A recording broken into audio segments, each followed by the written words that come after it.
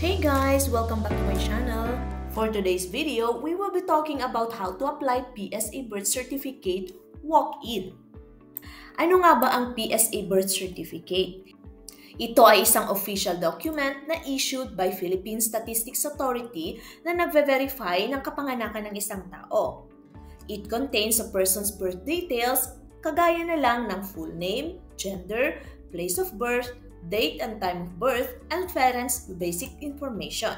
Ngayong alam na natin kung para saan ang PSA birth certificate, alamin natin naman ngayon kung paano mag-apply at kumuha nito. There are two main options kung paano kumuha ng PSA birth certificate.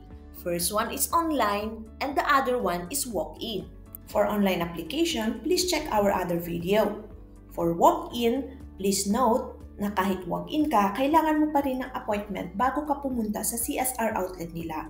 At yun ang pag-uusapan natin sa video ito. Here are the step-by-step guide on how to make an online appointment for walk-in applicants. Please go to Google and then type in PSA online appointment. Choose the first option. It will take you to their homepage. Please click on Civil Registration Service Appointment System. And it will take you to the step-by-step on how to complete the appointment system. So please read this on your own convenience. After that, you can click Book Appointment. Please read also the privacy notice. And then click I agree.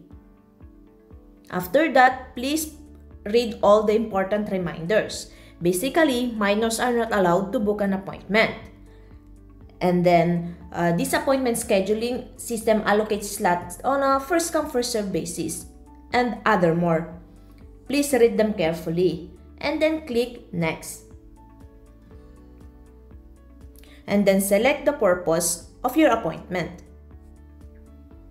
Click Get copy or copies of civil registry documents and certifications. Otherwise, you can click Others if this will be your purpose. Once you click the Get Copies, it will show you here the requirements for a first-time job seeker. Please read them. And then click Next.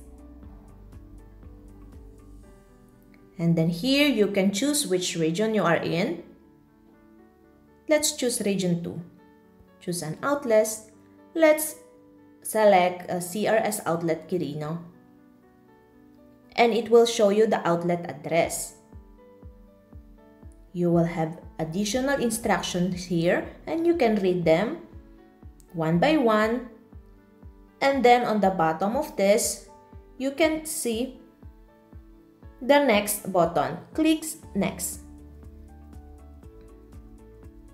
Please provide your contact information for the appointment. So fill up the following. Once you fill up the following content, please put your email address and mobile number and then click I agree. Click Next. This step is OTP verification. So magsisend sila sa email address or kaya sa mobile number mo na na-register mo sa previous page. So we can type in the verification code.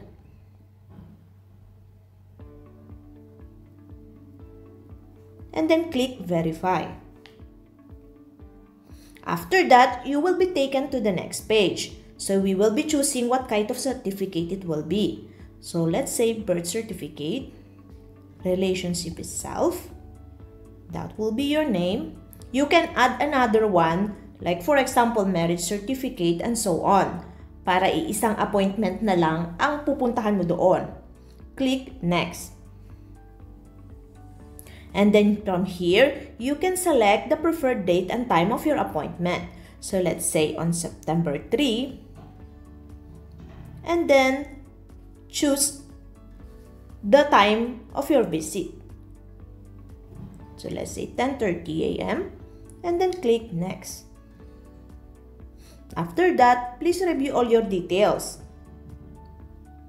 Pag lahat ng info ay correct, you can click Confirm. Tapos nito, makikita mo dito sa baba na appointment confirmed. And then, nandito yung CRS outlet na pinili mo. kailan at anong oras ang iyong appointment. I-monitor mo ang iyong email address para sa announcement regarding your appointment. So, click Next. This is your QR code. So, nandito lahat ng details ng iyong appointment. Your email, they will send you here the confirmation of your online appointment. You can either view your appointment, reschedule, or cancel them. Let's view your appointment. And here you can see all the details that you have seen before when you was doing the appointment. You can also print this confirmation. You can scroll down and here at the bottom you will see print appointment form. At ganun lang kadali, you will have all your print appointment form. Ano-ano naman ang dadalhin mo sa iyong appointment day? First, bring your appointment slip. Ibig sabihin nito, kailangan mong i-print yung natanggap mong email galing sa kanila o kaya naman pwede mo ipakita yung digital copy, which means pwede mo ipakita yung email o kaya yung screenshot ng QR code o tsaka yung reference number. Next is valid government issued identification or ID.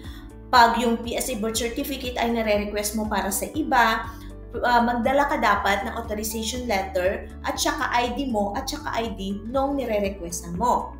Bring your own pen. Importante ito. Dapat may sarili kang ballpen. Follow health and safety protocols. Although it's not required anymore, pero it is still good to wear a face mask to protect yourself and others which are around you. Arrive early. Plan to arrive at least like 30 minutes before your appointment time. This allows for check-in and document verification without rushing. Payment method, usually they are accepting cash. Know which document you need. Pag halimbawa kailangan mo pa ng additional, pag halimbawa magre-request ka ng marriage certificate o kaya death certificate naman, kailangan alam mo kung anong mga additional document. Meron bang exemption? Yes, meron. Para ito sa mga senior citizens, person with disabilities, at pregnant woman. However, highly encouraged pa rin talaga na meron silang online appointment para mag-guarantee nito ng faster service and less waiting time. Exempted din pag mga special cases, kagaya ng expedited processing para sa mga OFWs, emergency and legal cases, at mga bulk request. Please follow us on our Facebook, YouTube, and TikTok. Please don't forget to like, comment, and subscribe. Thank you for watching. See you next time. Bye-bye.